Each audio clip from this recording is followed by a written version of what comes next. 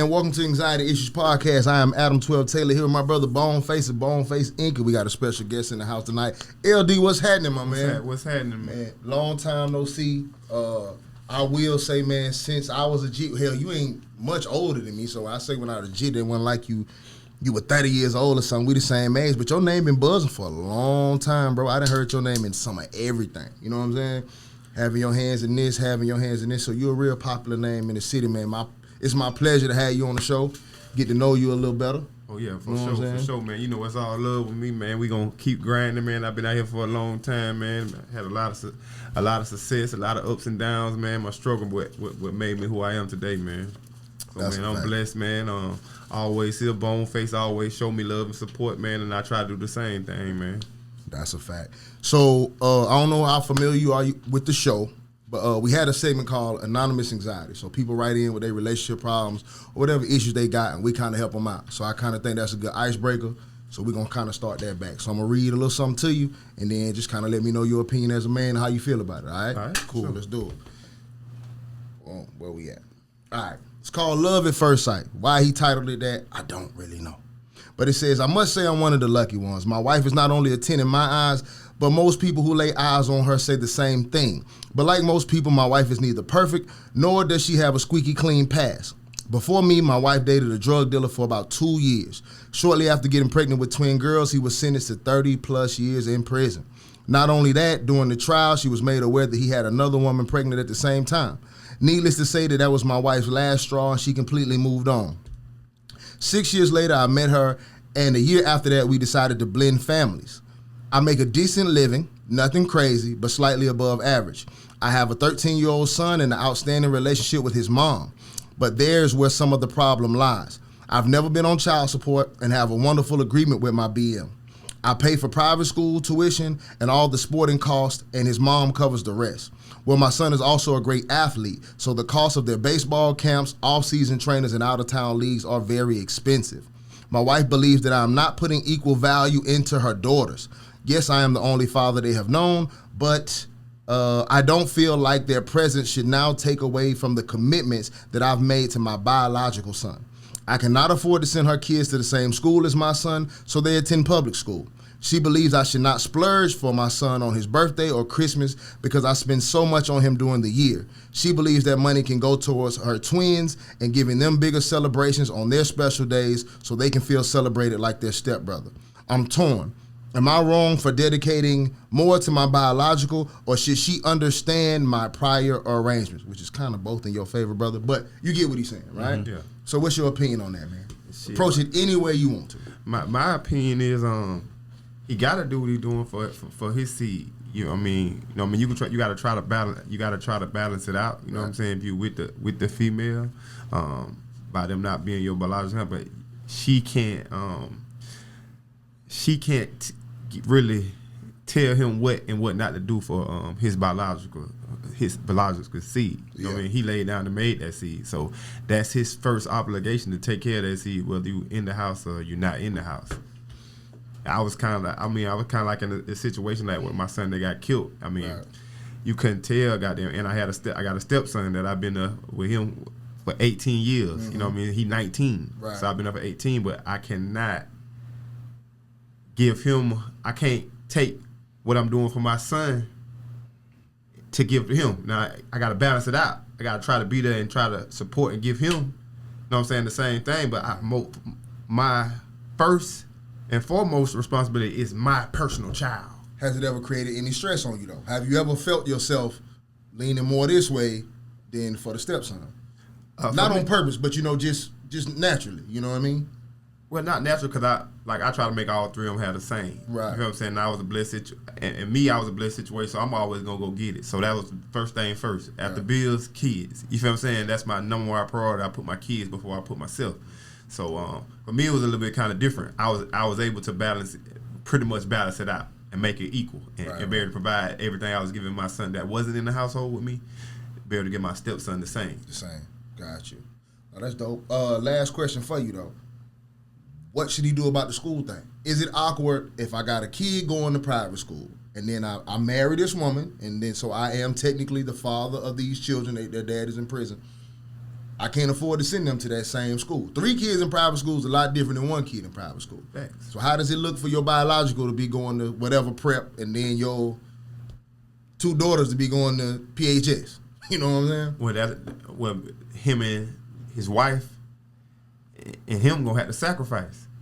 You feel what I'm saying? They're gonna have to come up with some kind of sacrifice for their girls to be able to go to private school, or they just gonna have to live with it. You feel what I'm saying? Mm-hmm. To me, can't argue with that. What you got, bro?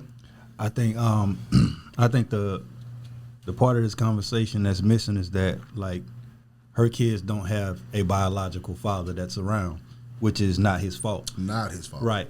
And at the end of the day, you got to in this story, I don't hear her doing anything for his son. It sounds like she's just doing for her daughters. Right. I don't hear anything about her putting effort into his son. She's just complaining about the effort that he's putting into his son. But just like his son has a biological mother that probably helps him out, you feel me? Mm-hmm. She should have a biological father to help her children out, because if whether I marry you or not, I'm still their stepfather, and they still have a biological father.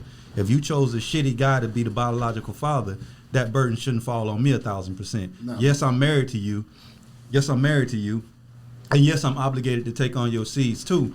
But it's kind of unfair to ask somebody to put in equal effort with your kids as they do with their own kids if they're not their biological. You feel what I'm saying? Right. So it's just like, let's say that situation was flipped and her kid's father was free, and he was helping on the side with his daughters, and he did his part with the daughters too. You feel what I'm saying? Now her kids have extra, and let's say his kid's mom wasn't around. Now his son has less. You feel what I'm saying? Right. So I think that's why we always talk about choosing better. You feel me? So sometimes women have to deal with the things that they chose, or the repercussions of the things that you chose. You chose a kid's father that's inactive and not there, regardless of whatever the circumstances are that have him not being there. You feel what I'm saying? You got to kind of live with that. You feel me? I think to put all that pressure on bro to do for your kids like he do for his own biological kids is a little wild. Okay, so let's be real. Mm-hmm. All right? Everybody say when you meet a woman with kids, you got to accept the whole package, right? We've all heard that, right? Especially if you want to marry her, right? Mm-hmm. You got to accept the whole team, right? Right. Is that a farce? Is that bullshit? No. It never really? Those will never really be my kids. But the key word is accept. You feel me? Right. Accept. So my thing is, if you're a woman with 3 or 4 kids, I'm taking on the burden of you and your kids. But the thing about it is, that doesn't mean I have to, just like in a relationship, we talk about provisions, what provisions are and what extra is. You feel what I'm saying? Keeping a roof over your head, keeping lights on, making sure they're clothed and fed. You feel me? Those are the basic things. Anything extra than that is something, whether I choose to do it or not. Okay, cool. But let's say you had, take out the outside kids, right? I have 1 kid with a woman, right? Mm-hmm. Then I have 2 kids with a woman, right? Mm-hmm. So they're both my kids, right? Mm-hmm. I now have divided up my income into 2 children, and then 3 children, right? Mm-hmm. So now let's apply that to, if I'm accepting this woman and her children, I'm accepting responsibility for those children. Right. So I chose to get in a relationship with a woman with 2 kids that weren't mine. Right. So shouldn't that cut back from my other child like it would if they were mine? Absolutely not, because that's a whole different scenario. Then it's bullshit. Yeah. Them ain't really my kids. Yeah, then. but it's fake. Yeah, no. I just fuck with them. No, absolutely, they're not my kids. They're never gonna be my kids. But that's why I say you just fuck with them. That's why I say I accept. Okay, cool. You feel me? Me accepting your kids and me taking on your kids as my own is something different. Yeah, them still your kids. If we split the day or tomorrow, I don't have an option to take them. You feel me? Oh, true. I don't have that option. Let's say, for instance, I fall in love with you and I fall in love with your children. Let's say you got a son that I put all my energy and effort to. His dad is absent. Mm-hmm. You feel what I'm saying? And we split. Can I take you to court for that kid? No. You feel me? Mm-hmm. So that's some bullshit too, right? Agreed. You feel what I'm saying? So my thing is like, damn, bro, if it don't work like that when we split, then it don't work like that when we together. I think women like to pick and choose, like when something is like, you feel me? No. You see what I'm saying? You can't pick and choose when he mine and when he not. You feel me? When we split, he yours. When we together, he ours. I've been through you feel what I'm saying? Absolutely. No. If he ours, he ours. When we break up, he still could come stay with me. Facts. You feel me? And that's never an option. You feel what I'm saying? Mm-hmm. So it's like, that's some bullshit. That's why I say if I get with a woman with kids, I'm accepting your kids. You feel me? And I'm taking your kids in. Right. But I'm not ever gonna claim your kids as my own because they have their own father. You feel what I'm saying? Yeah. And just like I would never interfere with a father's duty with his children. But if you chose a shitty father that's absent, you got to deal with that whether I'm there or not. If I leave you today or tomorrow, you still got to deal with that. Yeah, you still. You feel what I'm saying? So to have me is a blessing because I'm taking some of that load off of you. But I don't owe you 50-50 on your children because them ain't 50-50 my children. You feel me? But it's got to be hard for her to see you taking care of your son and doing the extra, right? It ain't just keeping a roof over his head. You're doing a lot of extra for the son, as you should. That's your job. As you should. Right. Absolutely. He ain't doing nothing wrong with that. But then when it come time for us to do something for our supposed kids together, money a little tight. But we ain't talking about how the son feels if you do take his fucking rations and split them up evenly amongst him and stepsisters and brothers. How can you take from He your gonna son? feel some type of way too. So how you gonna take from your son like, to go take over here? Now I can see. And we balance it, goddamn. If you helping with all this extra shit for my son, yeah. now we good. Now we good. Right. Yeah, but I don't hear that in the story. That ain't in the storyline. I don't hear that in the story. It's never gonna be in the storyline. I don't hear I spend my money on his son and he don't spend his money on my daughters. No, she just complaining about what he doesn't do for her children. Of course. Yeah, but what are you doing for his child? Well, he did say she a bad bitch, though. She a 10, though. So, you know, that 10s ain't worth a come, fuck. Boy, shit. 10s come with some 10 come with some don't shit. pay no bills. 10s, but a lot of people feel like 10s ain't supposed to pay no bills. Yeah, they got their priorities fucked up too.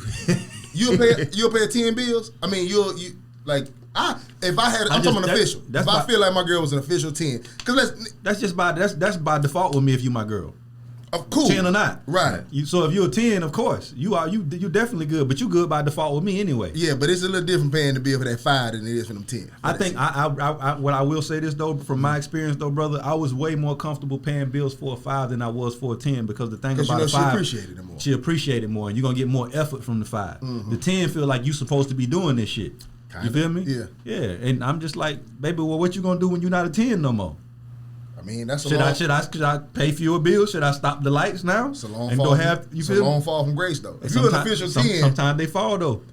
I've seen some fall. They fall now. Yeah. A lot of them. Yeah. We all got that girl in school that was a 10 that want to give you some pussy now that ain't a 10 no more. She a 2. And you might just cook her just on the strength that she used to be a 10. You gotta close your eyes and envision who she used to be. Yeah. Nah, I feel you. My mind driven to some wild shit though. So when I read that story, I thought about this though. What if you had, let's say you had how do I want to say? Let's say you meet a girl, she got one son, right? So let's do the opposite. Let's say her dude is rich as fuck. Her baby daddy is massively rich, right? You just you. You know what I mean? Right. Whatever you got is what you got, right? This jit keep coming over with more expensive shit than you. He about 16. His daddy done got him a car. He in the driveway with an AMG or something ridiculous. At your spot now. He live with you and the mama, right? How you feel about that as a man? The best car in the driveway belong to your stepson. I'm cool with it though, cause that mean I ain't really gotta do shit. That's lightening my load. Take me for a ride. But you cool with that? Yeah. You cool with pulling up? Yep. And this jit got all the. But that's my son too, so he gonna I get to drive it. But that man, that'll be wild as hell, right? If I'm complaining to my old lady about how her son need to let me drive his car, cause we family. Yeah, we 50-50. That's my car too. You cool with that? He can just pull up. Hey, yeah, that's his. That's on him. Man, I believe y'all cap, man. Listen. Hey, listen. I'm but you know I don't have no ego, bro. You know I what I'm understand like, that. And it's like, I don't look at, I've been around motherfuckers that had shit out their whole life. That shit don't do nothing but motivate me to go give me some more paper. Yeah, facts, though. I understand that. But that's these just niggas how in your house like, bust down rollers and all that, bro. Yeah. You gotta take that off of him. And I ain't got no problem with it. I really don't. That shit motivate me. Yeah, I think. You know what I'm saying? Yeah, from another nigga, but my stepson, hey man, you gotta get out of here with that, man. No, from a kid. Even from a kid. No, man. Like people selling dope, I fuck with it. Most niggas that nigga be making all A's and B's, I fuck with him. Yeah. You know what I'm saying? That shit turned me on, dog. Like for to see another person successful. It don't matter, goddamn, young, old, or what. Facts. Because I feel like once I lock my mind into it, I get that same shit. But I think more the insecurity in the man wouldn't come from the jit having all of these things. The insecurity would come more so with the fact that this nigga mama used to fuck with this nigga. Got all this nigga got this bag like that. Now mind you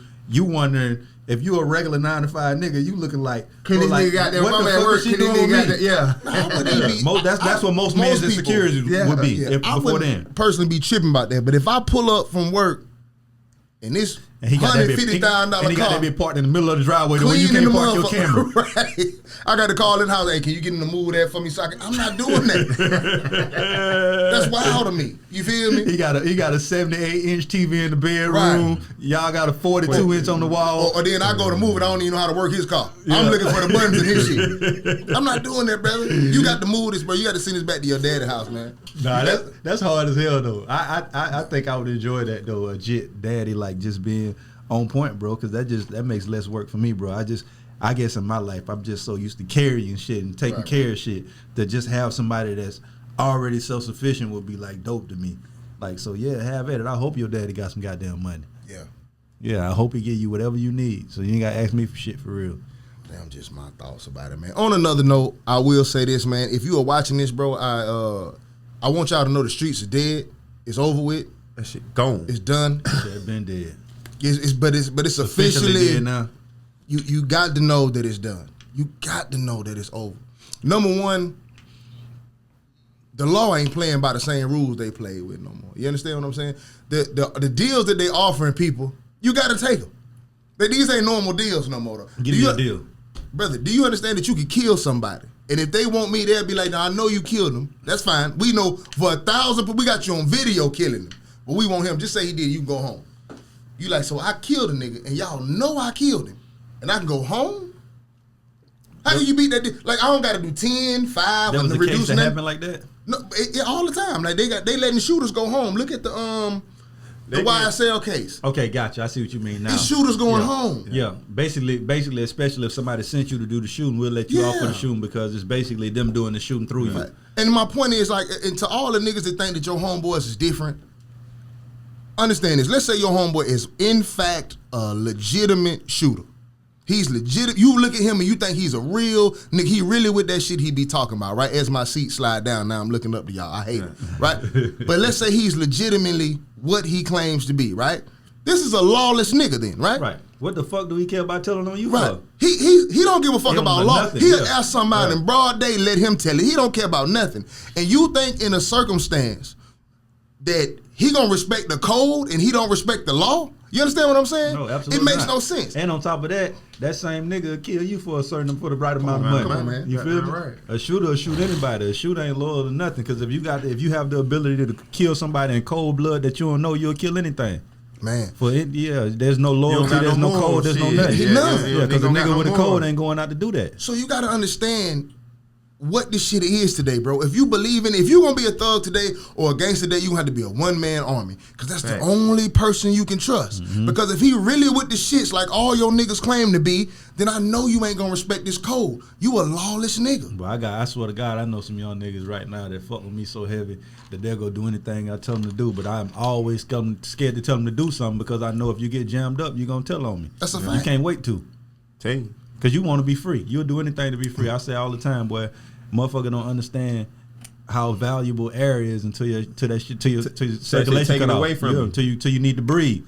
And you'll do anything to breathe when you suffocate. That's a fact. That's a fact. You'll do anything to breathe when you suffocate. And all that rah-rah about don't snitch and keep the code, that's just a nigga that ain't never had no pressure put on him, bro. That's why I always told myself I ain't gonna never do nothing that I can't do the time for.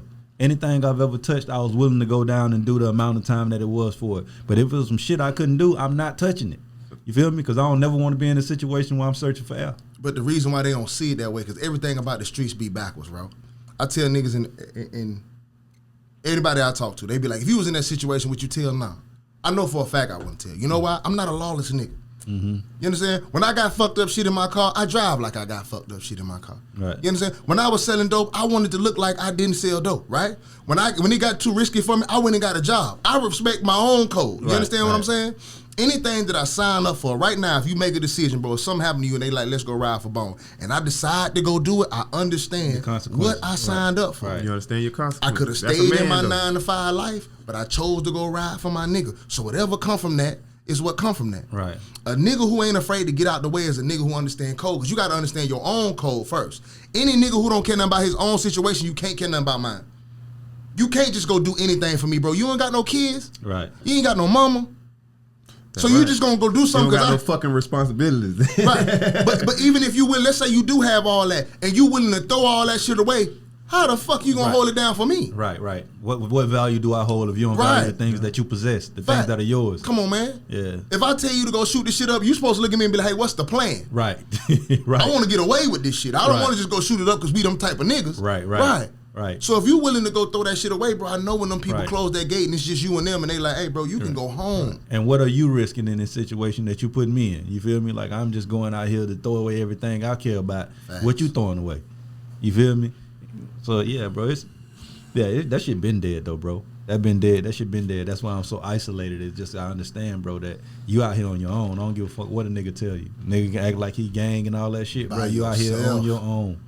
That's why motherfuckers see me, boy, I'm gonna be by myself or with my kids. Yeah. If a nigga gotta take a risk, I'm gonna take it by my motherfucking self. Right. Cause I know them consequences I'm facing by my motherfucking self. I tell my son all the time, man, I understand that your brother is younger than you, but when he becomes of age, make sure he's your best friend, because at the end of the day, bro, that's gonna be the only friend you got out here for real. That's gonna be the only person that really goddamn genuinely cares about you. Yeah. These niggas you call your friend don't give a damn about you, bro. Cause when the ice break, bro, they gonna swim for themselves. They not trying to save you. Right. You feel me? So you got to be in the. That's why it's like, bro, I think we don't value family enough. Even though our family be fucked up sometimes, I understand that my brother ain't gonna allow nothing to happen to me. You feel what I'm saying? Everybody brother ain't like that. But if you stick with family the way you're supposed to, a lot of the times you develop those bonds. The issue is that family is so separate in most cases, and they don't really fuck with each other like that. That when the pressure on, it's like, I don't fuck with you like that. You feel what I'm saying? So it's just like, we ain't even blood, but I look at you like my brother. Facts. You feel what I'm saying? So if something go down, that's why I always say, bro, I tell my friends all the time, bro, if I'm loving on you too hard, bro, let me know that. You feel me? Because I don't want to care about you in the fashion you don't care about me. You feel what I'm saying? So if I'm giving you something that you wouldn't give me back, just stop me. You feel what I'm saying? Mm-hmm. So once we establish what kind of level we on, I know what to expect from you. The only thing that tears friendships down is expectations, bro. You have a brother that you would give your life for that wouldn't give his life for you, and when you find that out, that shit break your heart. Yeah. So you just got to make sure you know who you loving on, bro, and who you giving your energy to, and make sure that shit is welcome. You feel me? Because a lot of times, people do it in relationships and love and all the time. You put a burden on the person that they don't really want. You feel me? Mm-hmm. And when you asking for that in return, they're like, bro, I ain't asked for none of that shit you did. You feel what I'm saying? That's the worst thing they ever hear. Yeah, I ain't asked for none of that, bro. You did that on your own. That'll break your heart, whether it's a homie or a girl. When you do something for a nigga and then that shit come up and they be like, I ain't asked for none of that. So that's why I'm careful who I love. You feel what I'm saying? Yeah. And a lot of times it's like, I'm such a good nigga, bro, that I'll be doing shit and I can tell who wouldn't do it back, or I can tell who ain't used to receiving that shit, or who is skeptical about taking it because it's like they've been in situations themselves to where they've given that type of love and it wasn't reciprocated. Now they scared to even receive something because they don't want to give shit because of the way they've been treated in the past. You feel what I'm saying? Quick question though. I feel like everybody at this table, you know, I've heard stories about each of you, and I think everybody at this table is more of a giver than they are a taker. I think we've all been in positions to give the people around us more than we've ever received. Facts. But is some of that projecting? Are we doing that to what I want to say? Do we meet people and have the tendency to give more than we receive because we're projecting a persona we want people to see us as? Mm-hmm. Do you think that's something I want to be viewed as that person? Mm-hmm. I think in some cases it is that way, but I think in a lot of cases it's genuine too, though. Yeah. It just it depends on where you came from and how you care for a motherfucker. Right. It's just like with your kids. It's like with my kids. If I came from a certain space, I love my kids to a level to where I don't want them to ever go into that space or ever experience that. So if I fuck with you like that and you my homie, I don't want you to experience some of the shit that I experienced. You feel what I'm saying? Right. So in that case, it's not projecting. But sometimes people just, like you say, develop a persona as a giver. Right, so it's just, even when they don't want to give, they got to give because that's the persona. Like you'll have, like I say all the time, there's two types of givers, bro. There's a person that'll give you something on camera for clout, and there's somebody that just genuinely gives you something and don't give a fuck who see it. Yeah. You feel what I'm saying? So. But I don't think none of us are clout chasers. So what I mean, are we doing it to cover up from other areas that we not so great in? Like we'll maximize this because we good at that. Mm-hmm. When you good at making money, good at providing, I'll give. That's cool. Yeah. That's because I'm low key. I could be a dirtbag in some other areas that, you know what I mean? So that, you get what I'm saying? 1,000%, and I think that's a cultural thing. It started from being drug dealers and hustlers. Mm-hmm. You feel me? You do so much evil in the street, like I say, you gotta balance the good with the evil. You gotta do some good with the evil. You feel what I'm saying? Everything that you make off of some other shit, you got to do something good with it. It's balance. It's karma. Right. You feel me? So it's just, I think that's the law of nature, bro. That ain't even just a projecting thing. I just think, bro, like that's just the karmatic system. You have to do some good with the evil, otherwise everything goes bad. Like I used to have situations where I would have a motherfucker that, like, I knew somebody that broke in houses and boosted and shit. You feel what I'm saying? And it's just like they would bring me something. You feel me? And it was like every time I bought something that they brought me, it seemed like I lost 10 times that shit on the back end because it's just the karma system. But it was like, bro, you got to balance shit out, and I think that's a lot of the times we do that. We do give because we've done so much dirt in other areas. You feel what I'm saying? I be feeling like a lot of times that's why, not that I don't genuinely do it. I enjoy giving more than receiving. When you give me something, I don't even know how to take it. I be like, hey, bro, chill with that, though. You know what I mean? Compliments and all. Yeah, I don't want none of that, though. Like, so I don't really know how to deal with it, but I think because on other areas, like, I can't mentally tour with somebody else. Like, especially if I'm dealing with a woman or something like that, you know what I mean? Whether it's my main old lady or a chick that I'm just kind of dealing with. It be situations. You ever been sitting there texting, don't mean nothing you saying, but you typing the most intimate, emotional text, but you really on the other end, you ain't doing shit. Like, nothing emotional. You ain't like, I'm just fucking with the situation, and I know that's fucked up. Right. I know I'm touring with somebody who gonna read this message dead ass serious, and I'm over here, I really don't give a fuck, low key. You know what I mean? So, like, those are the kind of things, like, nobody's perfect. You know what I'm saying? So those are the kind of dark secrets that a person might have. And that's not like super dark or anything like that, but it's flaws that we all have. Right. So I think sometimes that I project myself as this big giver and this big lover because I really trying to make up for some other areas I ain't the best in. How do you decide who in your inner circle? Shit, right now for me, man, with all my experiences, bro, like my inner circle gonna be like close family, like people close knit. I surround myself like pretty much like my kids, like. So no day ones that made it through. Yeah, it's a lot of day ones, but I deal with everybody differently. You feel what I'm saying? Because like I'm elevating to a different. I'm at the stage where I'm going to a different level in my life. So I'm elevating. If they ain't, and if you ain't got them reaching for the same shit I'm at, it ain't that you ain't my day one no more. It's just like we on some different shit. Spaces. And so my mind be on some different times type of shit. So I gotta manage all my energy. You feel what I'm saying? So I don't want, if you want some other shit, if you still on some street shit, we ain't gonna be able to kick it every day because I'm trying to elevate on the business level. Right. You feel what I'm saying? So a lot of my guys, like my day ones, they still on the same shit.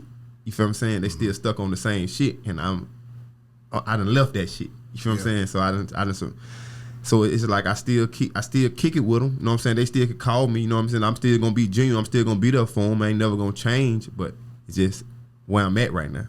But in my experience, when you do try to elevate and you do change some of the people who are around you on a daily basis, you get a little backlash from that sometimes. Not from all. Some people understand where you're going. But the real for me, the real gonna understand that. You know what I'm saying? If you can't understand where I'm going, you want my real day one from day one. Agreed. You feel what I'm saying? Yeah. So if you still out here goddamn taking risks, shit, somebody gotta be clean. Goddamn, you gonna need somebody you better to call. You feel what I'm saying? If shit get fucked up, you feel what I'm saying? That's my train of thinking. Like, I can't ride with you. I can't goddamn still doing your thing. Ain't no need for you trying to ride in the car with me every day. So was there something that you saw that made you take that shift? Yeah, it's a lot of things that I saw just like from my past, bro. It's a lot of like losing like today, like, you know what I'm saying? One of my close partners, like, is his little girl's 13th birthday today. He been gone 13 years. Like, I was just thinking about that shit on the way up here. So he been gone for 13. He been dead. He did dead for 13? He been 13 years, and it's his daughter's 13th year birthday. Yeah, wow. Yeah, I ain't missed nothing. You feel what I'm saying? But it's like, it's only me and one other nigga that's always there at all the parties. Right. But I done watched this nigga goddamn feed the whole hood. Right. You feel what I'm saying? I done watched goddamn the hood, goddamn, it's niggas that know goddamn what happened to bruh and goddamn held it in, ain't try to help his people get peace. So with all that being said, that shit made me distance myself from the shit. Yeah. How old are you, bro? I'm 40. I just turned 40. Turned 40. You're an advanced 40 though, bro. I will say that because I can remember being in middle school and you was the first nigga I ever seen with a car in middle school. You feel me? That shit was crazy to me. He been lit for a minute, though. He been lit for a long time. That shit I've been sick of you, just so you know. I've been sick of you. You took you got a lot of attention I wanted. I ain't gonna say you some other shit, but there's a lot of shit LD that been in the way. I'm like, I'm sick of this nigga, but man. Shit, goddamn, hey, one thing about it, goddamn, you already know, goddamn. Right. One thing about me, you ain't gonna never hear me goddamn dry. Nah, man, that man 40 is really like 50. Yeah. All 40. His 40 like 50 or 60. Right. But I know in that process, there's been a lot of ups and downs. That's what I'm saying. It's been a lot of ups and downs. That's what made me though, bro. You feel what I'm saying? I appreciate all those ups and downs, bro, because that's what made me the man I am now today. Yeah. You feel what I'm saying? And even like now, I'm glad y'all brought me on this podcast, man, because we had to do more of this. You feel what I'm saying? It's going to take guys like us that's been the past to reach back to our younger generation to get these guys the game. Yeah. Teach these guys that there's different ways, goddamn, to make money besides, goddamn, just hustling. Mm-hmm. They don't got to bump their head and make all the mistakes that we made. Right. So, man, I salute y'all guys, man, appreciate for even goddamn creating this platform. You feel what I'm saying? Yeah. Like, bro been on goddamn Black Ink. Bro been doing all kind of shit. Bro probably one of the hardest rappers that ever came through this motherfucker. And I'm sick of him, too. Yeah. He be my way, too. He probably one of the hardest, and his deliverance is goddamn so real. He stay on some, you know what I'm saying, real shit, and motherfucker don't, know what I'm saying, not, know what I'm saying, I accept some of the shit, you feel what I'm saying? Mm-hmm.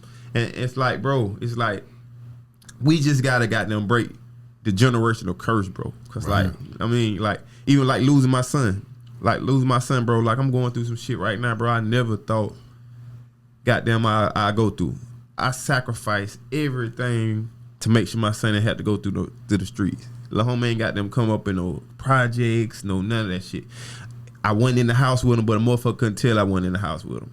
His mama took me off child support, and it was there. Nigga, I used to go, goddamn, his mama wanted to go see a nigga, now I go drive to Tallahassee, goddamn, go babysit. Right. I did everything I can for me to lose my son to some nonsense.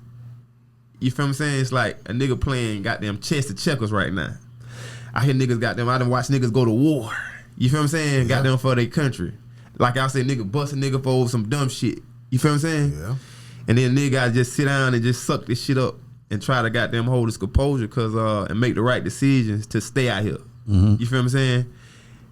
The shit just is rough, bro, but I'm gonna use whatever the fuck I'm going through every time I get platform I get to goddamn try to spread the knowledge and use my shit as a testimony to turn into positive. Cause I'm sick of seeing goddamn turn on the TV, seeing our young black boys killing each other, or we killing each other over some nonsense. Mm-hmm. You feel what I'm saying? That's a fact. And when you really, when we really goddamn can come together and really make something happen. But the irony of, you know, I appreciate you saying, you know, you respect the fact that we started this platform, and it's crazy because we record this kind of late. So I remember the night that we was recording, and I might have left, because after the show, me and my bro, we sit and talk for a little while, right? And I go the back way home and I leave. So we left here about 2 a.m., you know what I mean, in the morning. And I get to make the turn that I'm supposed to make to go home, and it's taped off. Yellow taped off, police. I'm like, man, what went on out here? But I ain't paying no attention. It's kind of regular around here from time to time. You feel me? So I ain't really paying no attention. Went the long way home, got up, Facebook was lit that next morning, right? And that incident was the night your son was killed. You know what I mean? So it's crazy that would happen on the podcast night, and then now you here on the podcast able to talk about it. So first of all, I'd like to say sorry for your loss, brother. I cannot, when I tell you ain't no words to imagine the pain you went through, sometimes I just look at my child and the thought of it is sickening to me. So I can't imagine the actual pain you went through as a father. You know what I'm saying? And I commend you for everything you've done. Everything I've ever heard about your son was positive. From the way he conducted himself, to the way he was as an athlete, to the way he was as a student, there was nothing negative. It was literally the epitome of what you want young black men to grow up as.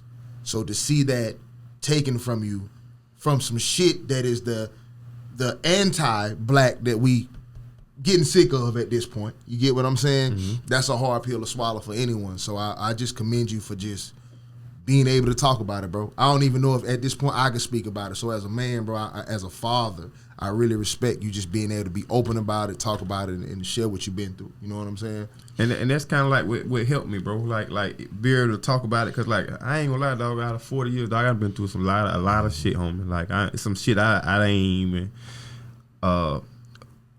happy to talk about. You know what I'm saying? Shit that a nigga don't even choose to talk about. Like the lifestyle that a nigga was choose to live from 15 to now. You know what I'm saying? I got in the streets when I was 15 years old, and it's a lot of shit that I wasn't proud. You know what I'm saying? That I ain't proud of, because I didn't experience a lot of shit from good and bad. I was, you know, it's just I was one of those guys, bro. I was gonna go get it, and then if a nigga cross, I wasn't just gonna make a long story short, I just wasn't gonna let it go like that. Right. And for me to just to be the way I'm handling myself now, you know what I'm saying, is just letting everything unfold. I amaze myself with the strength I have, bro. Like I could tell about it, I amaze myself. And I know it's just the years of growth in God. Like, you know what I'm saying? Just keeping my faith in God, bro.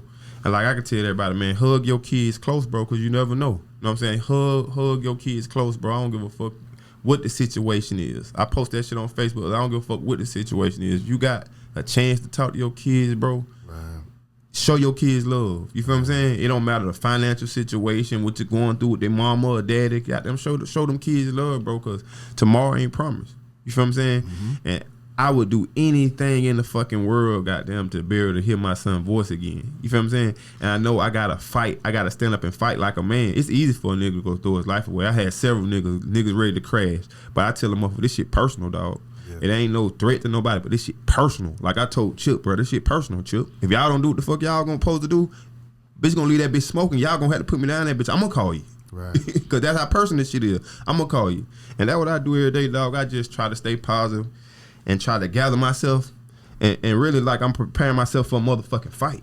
You feel what I'm saying? Like for a war. Mm-hmm. Preparing myself, goddamn, case if they don't make the right decisions, goddamn motherfucker had to go lay down and be able to take care of myself from prison. You feel what I'm saying? Basically, I'm preparing myself, dog. Not that a nigga got, if I had to go lay down, I could take care of myself from prison, dog. Not to depend on my family or whoever.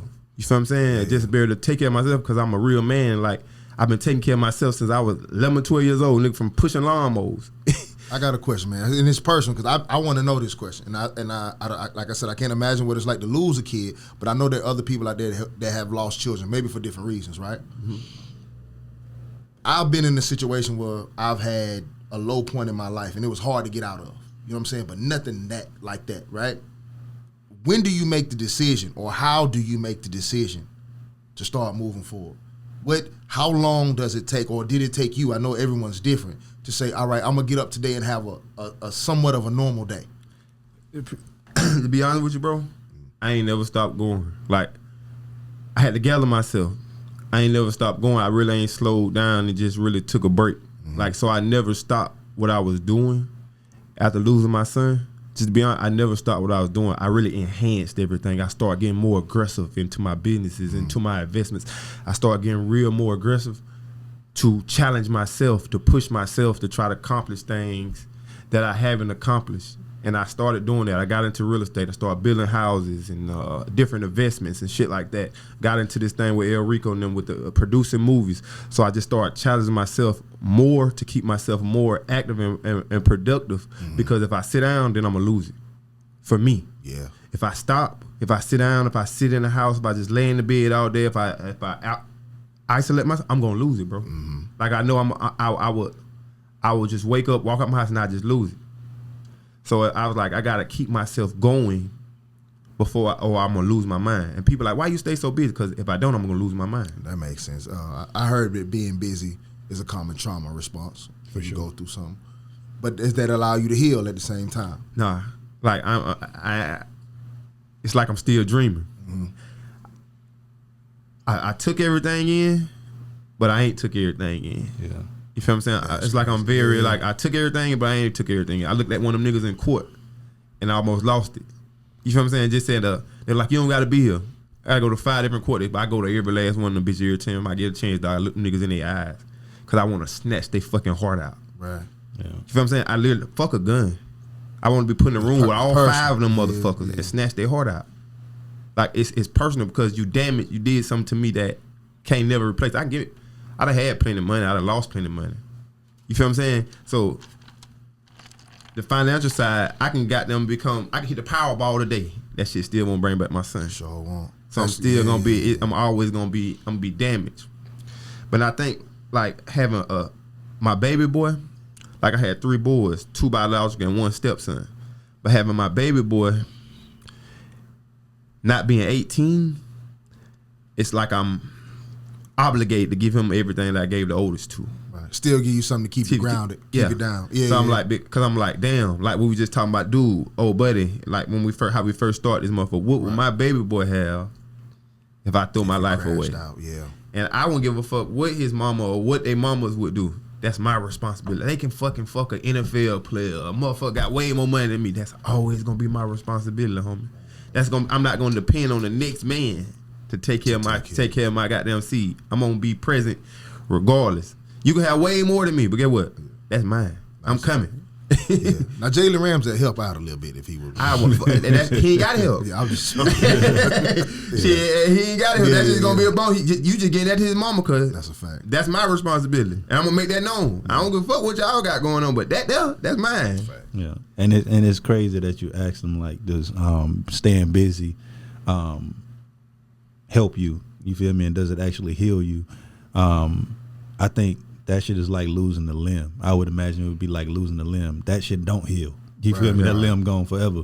So I don't think that's something you'll ever heal from. So you're gonna probably have to stay busy for the rest of your fucking life. Yeah. You feel what I'm saying?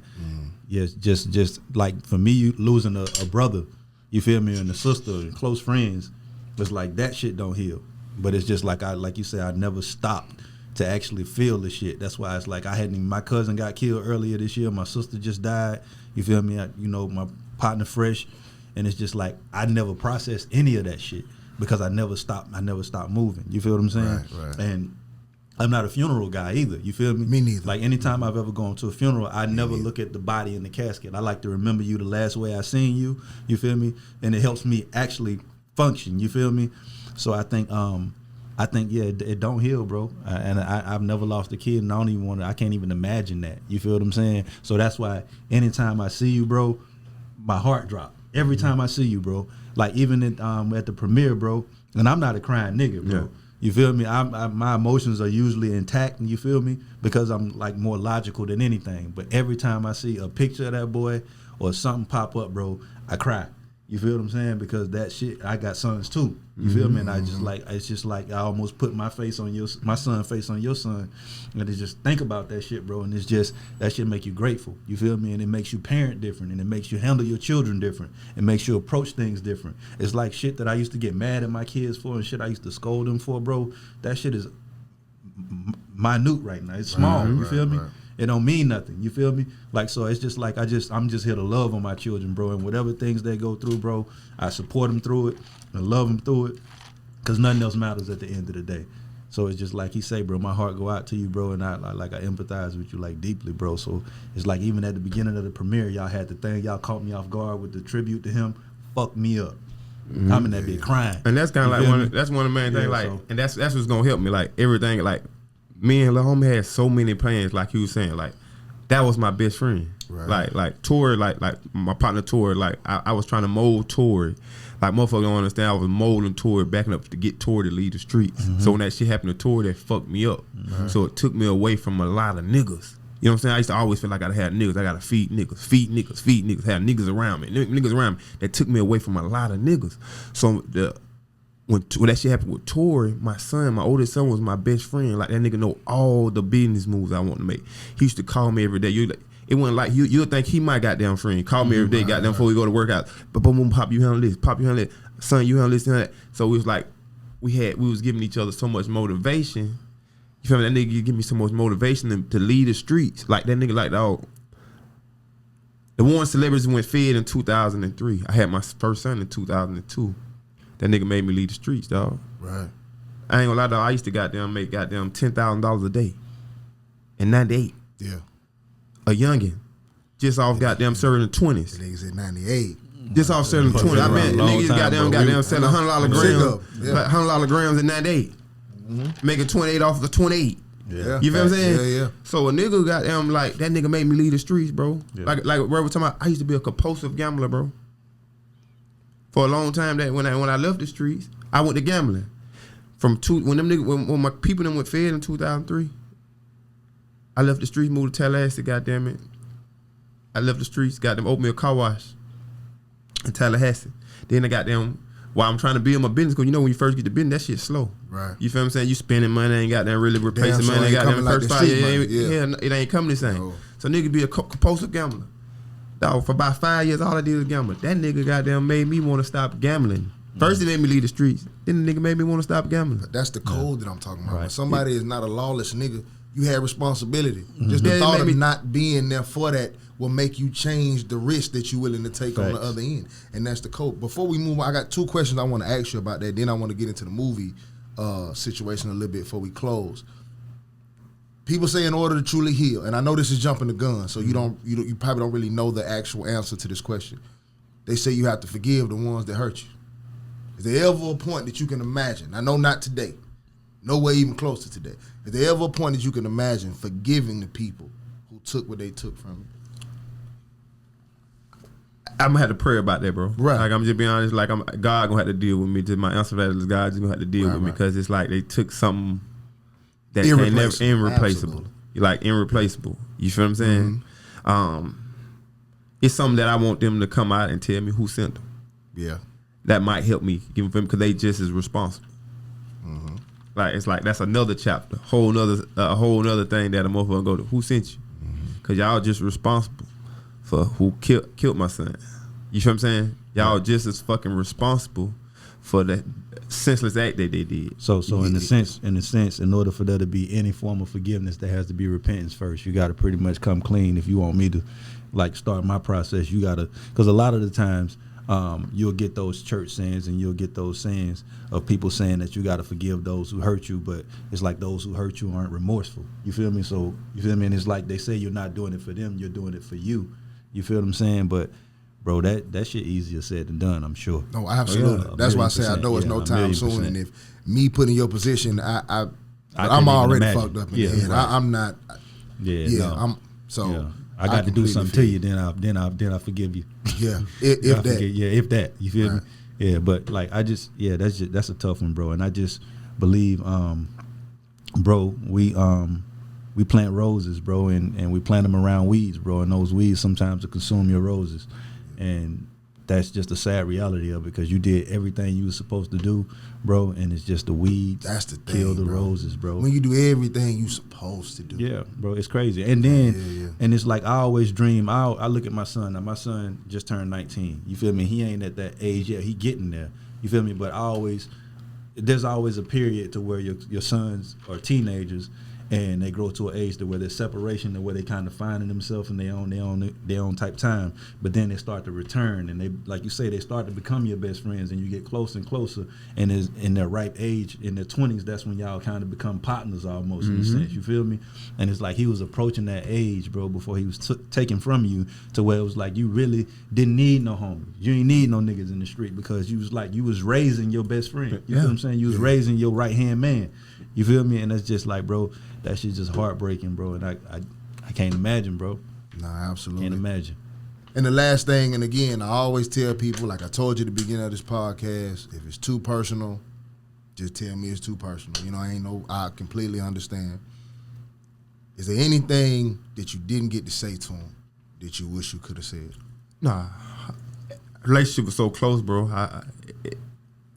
I pretty much say everything I want to. Like, it's like we wake up, call each other every morning, or shoot each other a text, like on the daily. So, like, he know where I stand. He know where I love him. I know he love me.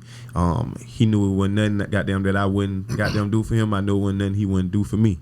Yeah. So it was like that. My nigga, I used to get mad when nigga went goddamn call me, ask me goddamn to cash at me for gas. Right. Yeah, but that's a blessing in itself, though, bro, that you had that relationship with him, because I think a lot of the times we go to funerals and you can tell who had the worst relationship by who hollering the loudest. You feel me? And who crying the most. You feel me? And who going through the most is because you ain't have no closure. But it's good that you had a type of relationship, bro, to where you have memories to hold on to, you have things, and you know that you didn't leave no voids. You feel me? Mm-hmm. And that's a blessing in itself, bro, because at the end of the day, if we get 2 days on this earth, bro, we blessed. You feel me? So for you to have the time that you have your son, if you believe in what I believe, bro, we don't leave here. You feel me? We leave here in the physical form, but we don't leave here in spirit. You feel me? Mm-hmm. But if you get that amount of time with your son is a blessing in itself, even though it's sad that he was taken, but you did get 18 years with him, bro. When he was 18, Yeah, he was right? 18. You got 18 years with him, bro, and you got some great memories and some things that you can hold on to, bro. And that's a blessing in itself. You feel me? It's like we could, like they say, it's glass half full, glass half empty with a lot of things in life. You feel me? It's all about how your perspective and how you view it. You feel me? And I know that's a hard thing to look at as a glass half full situation. You feel me? But sometimes that's the only way you keep your sanity is by looking at the glasses half full and thinking about the things that you got out of the situation versus the thing you lost. You feel me? So time will do that for you. Time. Yeah, exactly. And yeah, like you say, bro, and you also blessed to have another son that you can kind of pour into, bro, because some people lose their only child. Yeah, and his mom. That was his right. mom, only child. Right. So ain't it's just no like, reprieve. So her healing process is a whole different. And this is somebody you carried and pushed out of your womb. You feel me? And somebody that you cared for, and you did everything right by, bro. Mm-hmm. You do every fucking thing right, and it still go wrong, bro. That's crazy. And that's the world we live in, bro. It's a shit, bro. And that's what make me believe, bro, that life is bigger than this right here, bro. Because when you do everything you're supposed to do, you feel me, and shit still go wrong, bro. Life has to be bigger than this. It got to. God got It to be another side. It got to be bigger than this. Got to bro. be another side, bro. It got to be bigger than this, bro. And sometimes the things that we're given to push us forward, or the things that happen to us that push us forward, hurts us the most. You feel me? Sometimes God might put a woman in your life or something like that, you feel me, to make you feel something and take it away from you and put you in a position to where you could appreciate the thing that's really there for you next. It's because there's so many running parts in life, bro. It's so many running stories all happening at once. And everybody just views themselves as the star of their own story. Right. But you never know when you're playing a supporting role in somebody else's. 1000%. So you out here living this over here, but you're really about to encounter being a supporting role in somebody else's. Like, if that kind of makes sense. You know what I mean? Like rhyme and reason. Yeah. It's like 1000%. you making plans like you the star, but you really a supporting role in this because life is supposed to go here. If that makes any kind of sense. Right. Like this, like I say all the time, bro, it's hard to see the bigger picture when you're close. You got to zoom out. You feel me? So sometimes we so close to shit that we can't see the bigger picture. And it's just like, bro, as sad as it may be, bro, a lot of things happen to drive and push other shit to go in the direction it's supposed to go. Right. And you feel me? Sometimes you don't like the sacrifices that have to be made for things to go the way they're supposed to go. But you feel me? Like, moral of the story is hug your kids, man. Oh yeah, Facts. hug and love on your kids. That's man. what we're gonna title this podcast, man. If you don't take nothing else from this one, absolutely hug your kids. Before we get out of here, bro, tell me a little bit about this movie and what role you played in it. So basically, man, we got Sacred, man. I'm one of the executive producers, man. Like I'm like we was talking earlier. We just genuine givers or different stuff like that. Like I like to see my brothers win. So I was put in a position, man, to help one of my brothers, man, and help motivate. You know what I'm saying? Help his project, get him his project off the ground. Right. And man, I'm one of the executive producers. I help of Sacred. Help put help El Rico. Is the title Sacred? That's the title of it, or is it Sacred Heart? I've been it's seeing Sacred. So we took the heart off. Okay, you know what I mean? It cool. was an issue with the thing with the Sacred Heart Hospital. The movie is not about a hospital. It's not about the Sacred Heart Hospital. So we just really, it was some legal issues, and we just talked to. So it was easy for us just to kill the heart, cool. man. And, Sacred sound better anyway. It's easy. So we don't like controversy. I mean, we support everybody. We for the city, and we had some conversations with those people, and just. It was easy for us to remove the heart, and just because the project was finished. And so Sacred Heart found out about the actual project? It was That's aggressive. big in the beginning, yeah. How did because I know El Rico tried this before, I think. Some years back, he tried to shoot the movie before, and it didn't go as it was planned. How did you come? How did you come aboard? It was crazy because I was just at the first time he tried it. I was just going to support and watch the premiere. Just basically just going to support. You know, and see what was going on, man. And it just had a conversation. We was having some conversation with them. We was going about doing some further business, and then they just hit me with it, and I was like, man, let's do it. Yeah. Shit, I'm like, let's do it. Like like I said, I was a gambler, so I said, shit, let's do it. I'm gonna support it. Let's do it. And this is the first movie that's been shot in Pensacola, and it's all homegrown talent too, right? Yeah, we got a couple out of 100 actors. I think 60 of them are from Pensacola. Right. That's why I got a gripe. Yeah. It should have been 61. It should never be a movie shot in this city that don't feature the kid in some form or fashion. One of the biggest personalities. How did I not get like, I couldn't play the dead? It's a hospital. Somebody got to die. I couldn't play the nigga. Hey, well, January 10th, man, they having another audition. Man, you know we're going to I'm there then. Man, If you it's got a series, I'm in there. We got Boo in here. We got goddamn Bone. We Hey, gonna listen, get. Hey, shout out to gotta y'all get boy. you Your boy Facts. shot the movie. The same guy that shoots our podcast. You feel me? Shot the movie. That's dope. Evil G scored the movie. So that's dope as hell. And, Man, we got a mean circle, dog. Like I be telling people, man, we got a can do anything mean. here. And we y'all got a placement, right? mean. Yeah, we The got a movie has placement. Yeah, placement, right? Peacock. Peacock, shout out to that though. That's Man, that's a major move. It's Major move. It's major, man. It's much more to come. I'm excited, so excited, bro. Like I ain't gonna lie, man. Y'all boo done seen it, man. Them folks redid the trailer. Yeah. Fine. Next time. Them folks redid the trailer. They got it looking like Best Man. I'm gonna just be real. Them folks got it looking like Best Man. Right? I will say this though. Next time, because they called me for a role like the day of, bro. They gave me a script, and I had to do it the day of, bro. Yeah. And I'm just like, bro, like I wanted to kill this little part so bad, bro. But I'll be prepared next time. Oh, most See, definitely. I think I still did all we gotta do is tie everything in, man. Yeah. We got we so powerful. I be telling this man this out. We so powerful, boy. Once we link all everything together. Right. And that's all we've been missing this whole time in this city, bro, is for people to actually come together and do something together, bro. And I think the biggest part of coming together, I think, in this city, I think, we've tried it with music, but the issue with music is that everybody wants to be first and everybody wants to be right now. People don't understand the concept of being a chief and being a worker for whoever we decide to get behind. You feel me? So I'm glad that y'all were able to get together on this movie. You feel me? Because at the end of the day, it's just like, okay, a lot of people would have a problem with one person. Like El Rico is the engine, right? He's the guy that's the front runner, the guy that's putting everything together. And it's just like a lot of people would have an issue with getting behind that and just playing the background and letting Buddy work his jelly. And you feel me? Everybody want credit.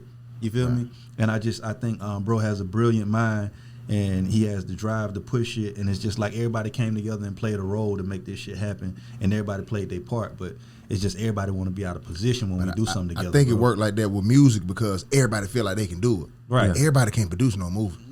Right. Like you can try that bullshit if you want to. If that ain't for you, it's gonna show. But see, you see what I'm saying? But that's the you thing. got to be a brilliant mind to produce a movie. Right, That's why people can't do what he doing. Right, but everybody feels like they can. That's the issue. It's a It's thought, not but- about what you could actually do. Right. It's about what you feel like you could do. Because a lot of cats couldn't rap. You feel me? But you could have played a different role. But there's some That's niggas who right. made it Right. rapping who can't rap. It's some, Right, like, I understand, but it's some niggas that shoot. Tubi got a whole bunch of shitty movies on it. That niggas, A bunch of shit. you feel me? They put anything on so Tubi. it's really about just like, bro, like bumping into the right people a lot of the times, because there's a lot of terrible movies out there. Right. You feel me? So it's more so, bro. I'm just glad that people were able to get on one accord, bro, and make something happen. And I think the right group of people got together. Yeah, You feel me? and that's the thing for me, man, bro. I don't got to be the chief, bro. I'm gonna sit back and play my role. I don't got to get no credit. I don't got to get none of that. Long we got them sit down and the business be what we discuss. Exactly. I'm good. Them be the richest people in the industry. Exactly. Them jokes be like, you want? I don't care about doing no interviews. You don't got to put LD name Just on make that. sure I my don't check- give a just make damn. sure my check got I my don't care name about on it. that. Right.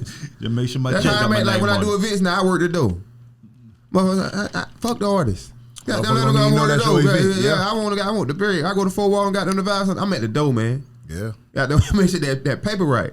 Yeah. Nah, I fuck with that. But You that's ain't why have to you're gonna be audition. successful though.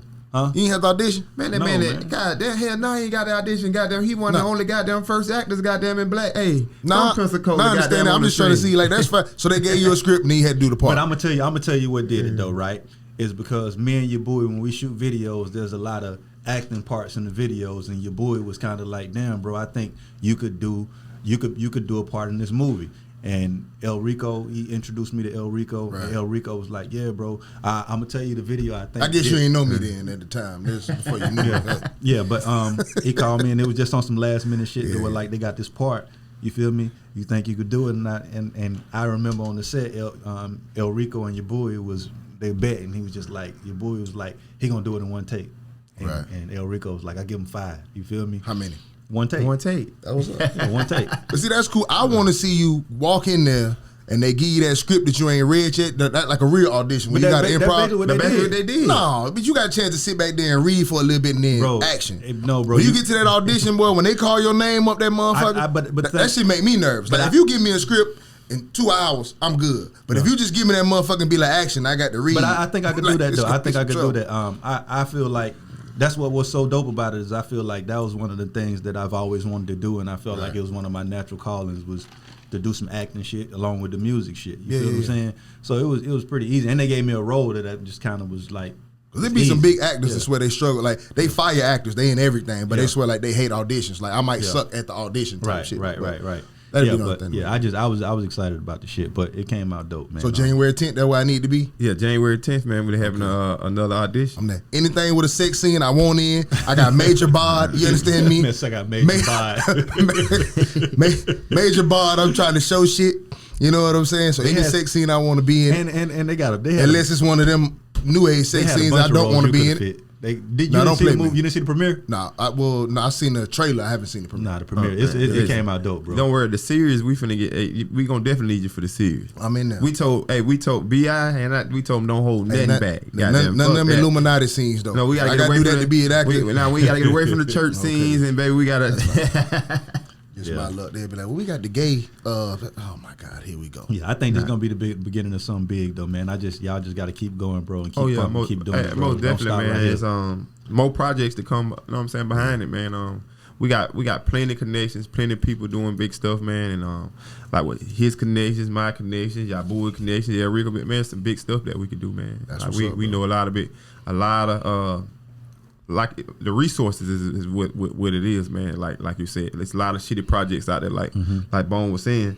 But if you have the right resources and the right chemistry, that's what's gonna make everything come together. And That's what we got. I always say that Pensacola has like some of the most brilliant minds and some of the most talented people I've ever encountered, bro. I've been everywhere. I've worked with all kinds of people, bro, and it's just like I don't be impressed because I've seen so much here. It's just we don't have the resources, you know. But when you get a platform like Peacock pick up a movie from here, it's almost like a NFL player getting picked up from here. They start looking at the lay of the land and they start picking up more shit. So it's just like, bro, I think this is the beginning of something big for Pensacola.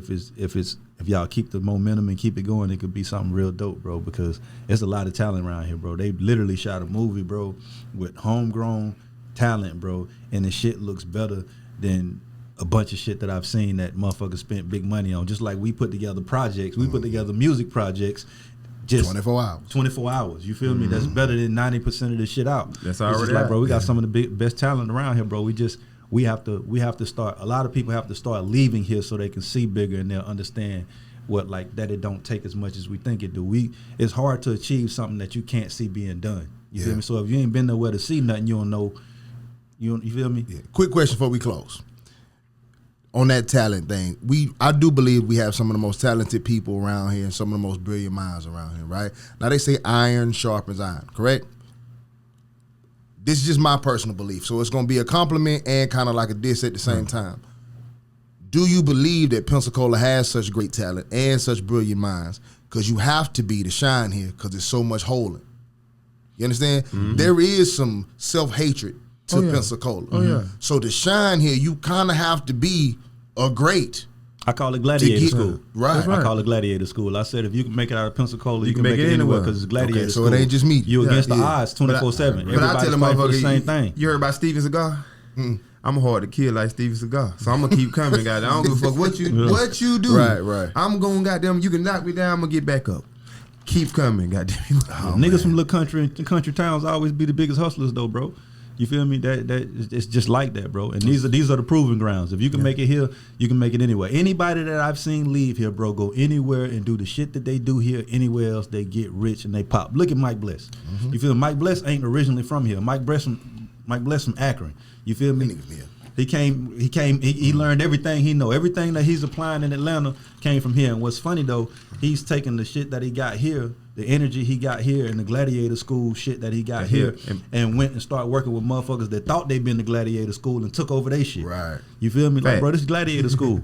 You feel me? That's why I say, bro, if motherfuckers step outside these grounds, I tell Willow all the time, I say, bro, if you would have left Pensacola, you AG Entertainment in Atlanta. Man. And AG Entertainment is the biggest shit in Atlanta. That nigga Willow used to run into each other in 2002 at TJ's, DJ's, and goddamn Tallahassee. Ain't know what the hell. Neither one of us was doing that. The only other motherfucker we see goddamn coming through is them with body head. Oh, man. I'm talking about I'm just there. I don't even know what got it. I'm just there. The only thing though is you got to leave here though. I got to say that to y'all. You got to leave here because you can't grow. You can't grow outside the gladiator school when you still in the proving grounds. You got to get the fuck around. You got to take. It's a training facility. It's a training facility. You can't. You feel me? Like the same. You around here with the same warriors that you train with. You ain't gonna beat them out. You got to go somewhere where there's weaker warriors. You feel me? This is gladiator school, bro. You got to take this shit and leave with it. And you can't be afraid to step out and try some shit and risk, bro. It's like there's reward in the risk. The greater the risk, the greater the reward. If you don't risk nothing, you're not gonna get rewarded. That's facts. Yeah, so you got to get the hell on. With that being said, I'm betting the house on Georgia. National championship. Since the greater the risk, the greater the reward. I'm betting the house on Georgia. You gonna be good. I'm good. Yeah, you're gonna be good. Hey, LD man, seriously, bro. Not only thank you for coming, what you were willing to talk about, as open as you are and as easy as you did it. I know it can't be easy. You understand what I'm saying? So I if you watch this show, bro, I talk about being a father more than anything. So I overwhelmingly respect. I can't even really find the words to truly let you know how I feel about what you were able to do, or even to empathize with what you're going through. I won't even pretend like I can understand. You understand what I'm saying? So I appreciate and I respect you. One of the dopest times I've ever had on the show, bro. Thank you, bro. Just flat out. Thank you for having me, man. Hey, and I'm gonna be back, man. Hey, we gonna be back, man. We gonna connect this thing, man, and keep doing what we gotta do, man, as brothers, man. Yeah. And let's link this thing, man. Let's work, man. Like I said, man, let's work, man. And before we get out of here, man, like I tell you, man, my son was shot at 50 times, man. So last year, it's still 2022. We gave away $22,000 worth of scholarships. I got a goal this year to give away 50,000. That's one of the things that's gonna motivate me. You know what I mean, to keep that going. So if anybody listening, they want to donate, they can go on GoFundMe to the Darius Clarity Scholarship Foundation, or follow the website, the Facebook pages, man. Keep up what we got going on. We got a lot of dope stuff we got going on in the community to keep his name, his legacy alive. Last year we did 6 scholarships, totaling 22,000. This year we're gonna try to at least do 10 at 50. Give away 50. And you don't. I gotta take my hat off to you on this though, bro. You don't get enough credit for what you do for these kids in the community, bro. And that had to make the shit even worse for you, is that you do so much for other people's kids for somebody to take your kid. You feel me? And you still continue to do after that, bro. You feel me? Most people would have shut down and gave up everything after that. But you still out here and you still pushing, you still helping, you still giving, you feel me?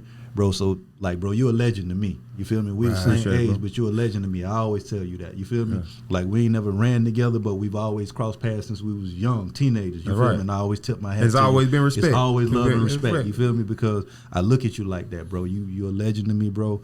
And it ain't that many people I see that way. Bro, that sounds like a test. From the outside of what you just said, what you've been through, and I'm not even trying to pretend like I know what God's plan is or the universe, but it sounds like a test for one of the strongest soldiers. You give so much to other kids, and then the world take yours. What choice you gonna? You gonna go better, or you gonna keep your goal going? You know what I mean? It sounds like something that'll be a test in some religious book or something like that. So again, I'm not pretending to know God's plan.